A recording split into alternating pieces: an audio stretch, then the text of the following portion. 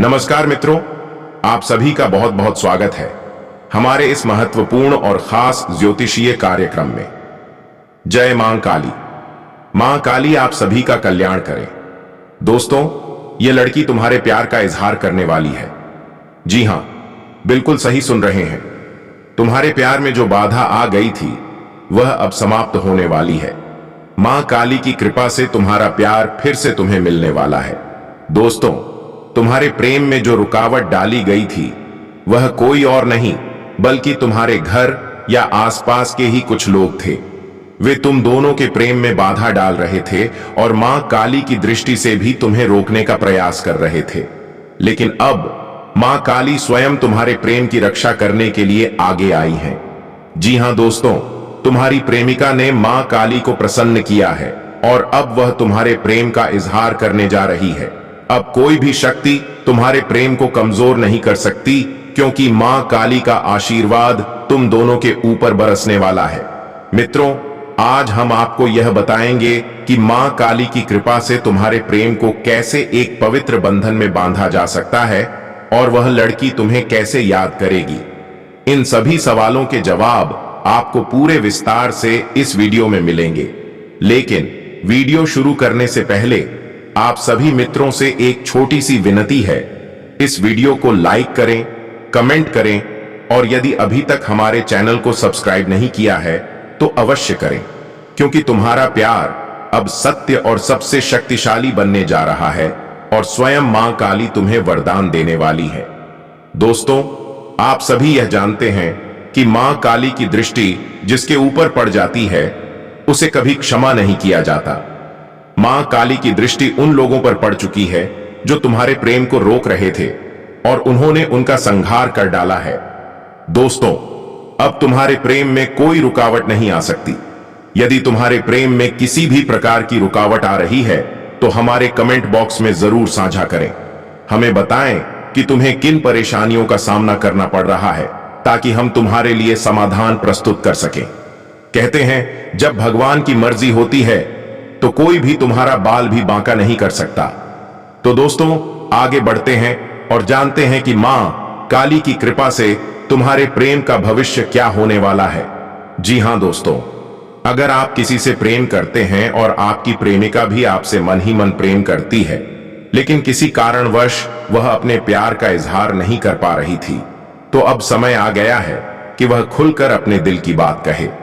मां काली की कृपा से आपका प्रेम आपके जीवन में फिर से वापस आ रहा है।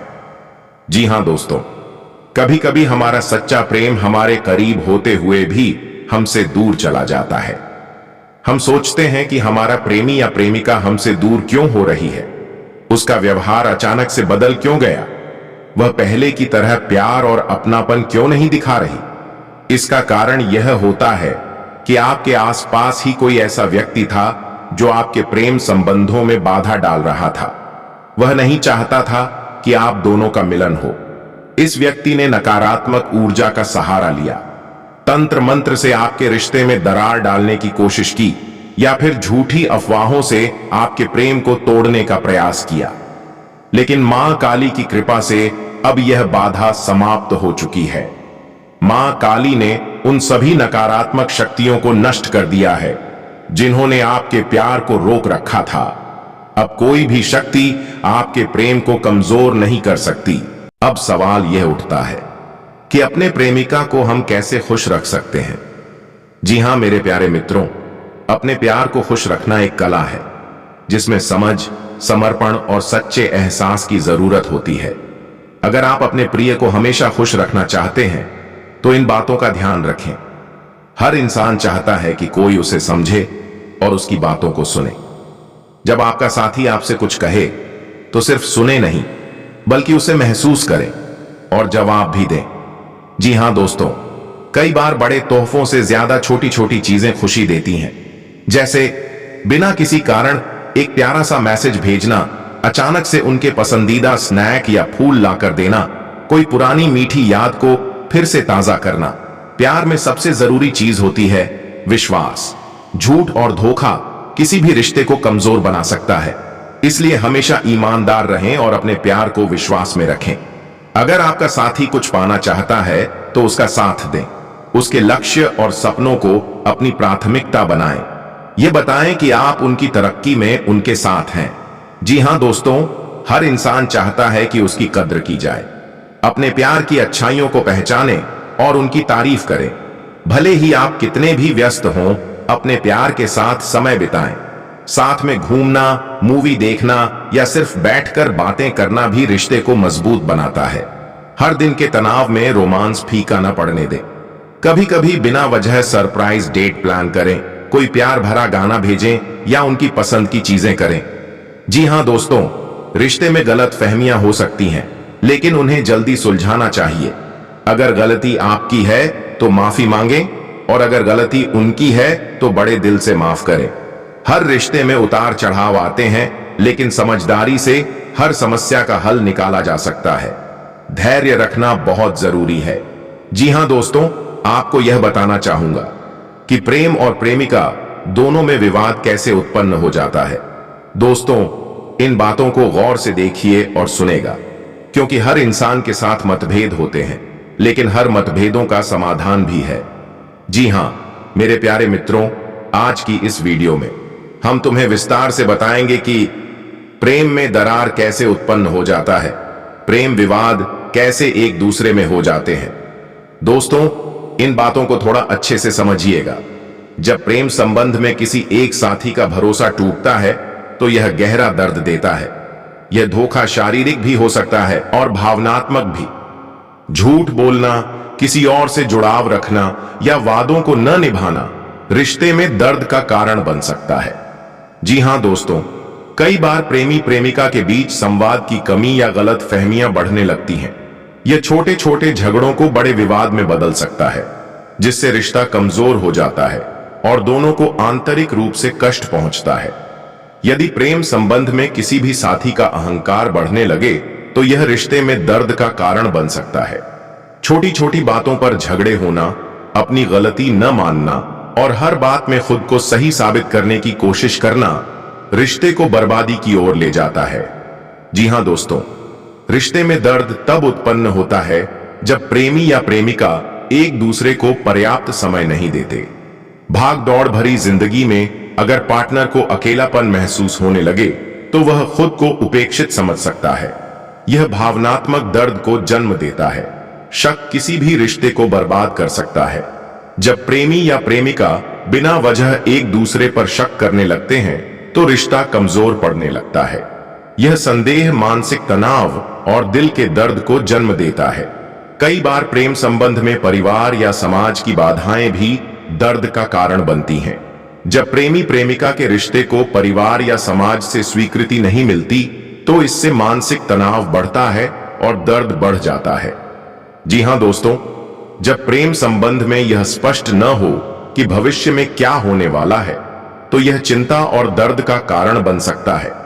यदि किसी साथी को यह लगे कि रिश्ता आगे नहीं बढ़ पाएगा तो यह भावनात्मक अस्थिरता और दर्द को जन्म देता है। अगर किसी रिश्ते में प्रेम केवल एक तरफा रह जाए या एक साथी अधिक समर्पित हो और दूसरा उतना भावनात्मक रूप से जुड़ा न हो तो इससे भी दर्द उत्पन्न होता है। जब कोई साथी किसी और के प्रति आकर्षित हो जाता है या किसी तीसरे व्यक्ति का हस्तक्षेप बढ़ने लगता है तो यह भावनात्मक कष्ट का सबसे बड़ा कारण बनता है। जी हां दोस्तों, जब कोई रिश्ता टूटता है तो यह दोनों के लिए असहनीय दर्द लेकर आता है। ब्रेकअप के बाद अकेलापन, यादें, अफसोस और आत्मग्लानि जैसी भावनाएं गहरा दर्द देती हैं। जी हां दोस्तों, रिश्ते में ईमानदारी और पारदर्शिता बनाए रखें। खुलकर बातचीत करें और गलत फहमियों को दूर करें। अहंकार को छोड़कर प्रेम को प्राथमिकता दें। एक दूसरे को समय दें और छोटी छोटी खुशियों को महत्व दें। रिश्ते में विश्वास बनाए रखें और बेवजह शक करने से बचें। यदि कोई समस्या अधिक बढ़ गई हो तो किसी विश्वसनीय व्यक्ति या काउंसलर से सलाह लें। जी हां दोस्तों, प्रेमी और प्रेमिका के बीच दर्द तब उत्पन्न होता है जब संबंध में विश्वास, संचार, सम्मान और आपसी समझ की कमी हो जाती है।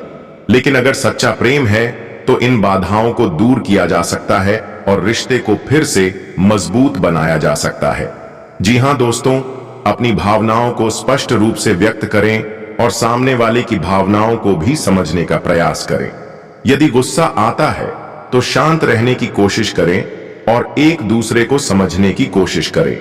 टेक्स्ट और चैट के बजाय आमने सामने बैठकर बातचीत करना ज्यादा असरदार होता है। किसी भी रिश्ते की नींव विश्वास पर टिकी होती है। यदि भरोसा कमजोर हो गया है तो उसे फिर से मजबूत बनाने के लिए प्रयास करें।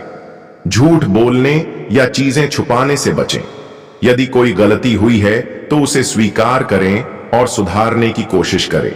यदि कोई साथी शक कर रहा है तो उसे प्यार और धैर्य से समझाएं, न कि गुस्से से जवाब दें। जी हां दोस्तों, अहंकार रिश्ते को खराब कर सकता है। यदि कोई गलती हो गई है तो उसे स्वीकार करना और माफी मांगना जरूरी है। माफी मांगने से कोई छोटा नहीं होता, बल्कि यह रिश्ते को और मजबूत बनाता है। यदि सामने वाला माफी मांग रहा है तो उसे सच्चे दिल से स्वीकार करें और पुरानी बातों को बार बार न दोहराएं। व्यस्त जीवन शैली के कारण कई बार लोग अपने रिश्ते को नजरअंदाज करने लगते हैं, इसलिए एक दूसरे को समय देना बेहद जरूरी है। साथ में समय बिताएं, डेट पर जाएं, छोटी छोटी चीजों का आनंद लें। अगर आप लॉन्ग डिस्टेंस रिलेशनशिप में हैं तो वीडियो कॉल या फोन पर समय बिताएं।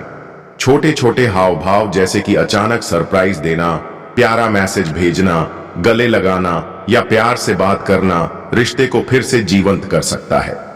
हर दिन एक दूसरे को यह जताएं कि आप एक दूसरे के लिए कितने जरूरी हैं।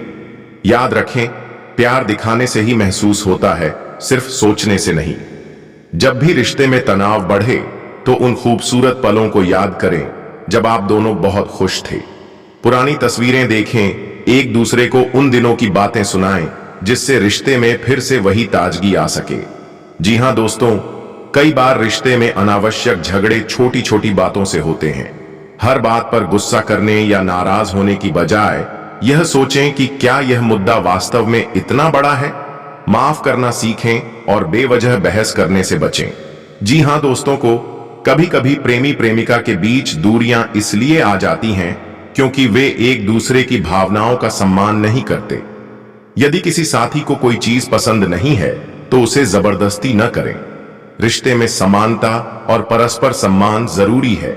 साथ में कुछ नया करने की कोशिश करें, जैसे किसी नई जगह घूमने जाना, कोई नया शौक अपनाना या साथ में कुछ नया सीखना।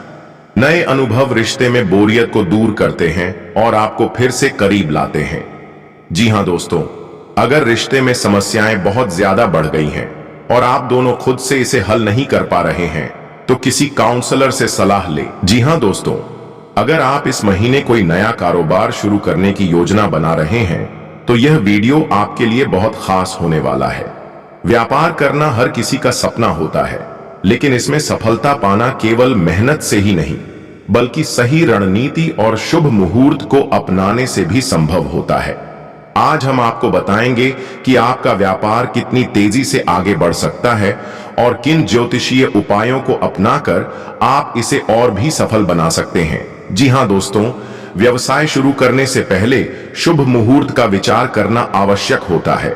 ज्योतिष के अनुसार ग्रहों की स्थिति और नक्षत्रों का प्रभाव हमारे जीवन में महत्वपूर्ण भूमिका निभाता है। यदि आप सही समय पर व्यापार शुरू करते हैं तो सफलता की संभावना अधिक होती है। अमृत सिद्ध योग और सर्वार्थ सिद्ध योग में व्यापार शुरू करना शुभ माना जाता है। बुधवार और शुक्रवार को व्यापार शुरू करना विशेष लाभकारी होता है। पूर्णिमा और पंचमी तिथि व्यापार के लिए अनुकूल होती हैं।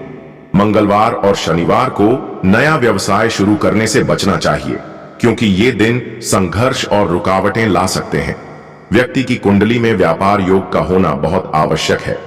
कुछ विशेष ग्रह व्यापार में सफलता देने में महत्वपूर्ण भूमिका निभाते हैं। बुध ग्रह, यह व्यापार, बुद्धि और निर्णय क्षमता का कारक ग्रह है। शुक्र ग्रह, यह धन, विलासिता और आकर्षण का प्रतिनिधित्व करता है, जिससे व्यापार में तेजी से वृद्धि होती है। मंगल ग्रह साहस और ऊर्जा प्रदान करता है, जो व्यापार में जोखिम लेने के लिए आवश्यक होता है। जी हां दोस्तों, अगर आपकी कुंडली में ये ग्रह मजबूत है तो आपको व्यापार में सफलता मिलेगी, लेकिन अगर इनमें से कोई ग्रह अशुभ स्थिति में है तो उपाय करना जरूरी होता है। ज्योतिष के अनुसार अलग अलग राशियों के लिए अलग अलग व्यवसाय शुभ होते हैं। अगर आप अपने राशि के अनुसार व्यवसाय चुनते हैं तो सफलता की संभावना बढ़ जाती है। दुकान या ऑफिस का मुख्य दरवाजा उत्तर या पूर्व दिशा में होना चाहिए।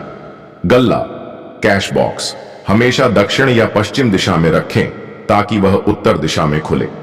कुबेर यंत्र या भगवान गणेश की मूर्ति कार्यालय में रखने से धन वृद्धि होती है। जी हां दोस्तों, श्री गणेश मंत्र एयूएम गम गणपतये नमः, यह मंत्र व्यापार में बाधाएं दूर करता है। महालक्ष्मी मंत्र एयूएम श्री महालक्ष्मी नमः, धन और समृद्धि के लिए। श्री यंत्र को व्यापार स्थल में रखने से लक्ष्मी कृपा बनी रहती है। बुध ग्रह कमजोर हो तो बुधवार के दिन हरे कपड़े पहने और गाय को हरा चारा खिलाएं। शुक्र मजबूत करने के लिए शुक्रवार को सफेद मिठाई दान करें। जी हां दोस्तों, व्यापार में झूठ, धोखाधड़ी और गलत नीतियों का प्रयोग करने से नुकसान होता है। अगर वास्तु दोष है तो व्यापार में मंदी आ सकती है। बिना शुभ मुहूर्त और ज्योतिषीय गणना के व्यवसाय शुरू करने से असफलता मिल सकती है। किसी भी नए साझेदार को जोड़ने से पहले उसकी कुंडली का विचार करें। जी हां दोस्तों, अगर आप अपने व्यापार को सफल बनाना चाहते हैं तो ज्योतिषीय उपायों का पालन करना बेहद जरूरी है। सही समय, सही दिशा और सही उपायों को अपनाकर आप अपने व्यवसाय को तेजी से आगे बढ़ा सकते हैं। ज्योतिष के अनुसार अगर आप इन उपायों को अपनाते हैं तो निश्चित रूप से आपके व्यापार में वृद्धि होगी और लक्ष्मी कृपा बनी रहेगी। जी हां दोस्तों, अगर आपको यह जानकारी पसंद आई हो तो वीडियो को लाइक करें, शेयर करें और हमारे चैनल को सब्सक्राइब करना न भूलें। आपका व्यापार दिन दूना रात चौगुना बढ़े, यही हमारी शुभकामनाएं हैं।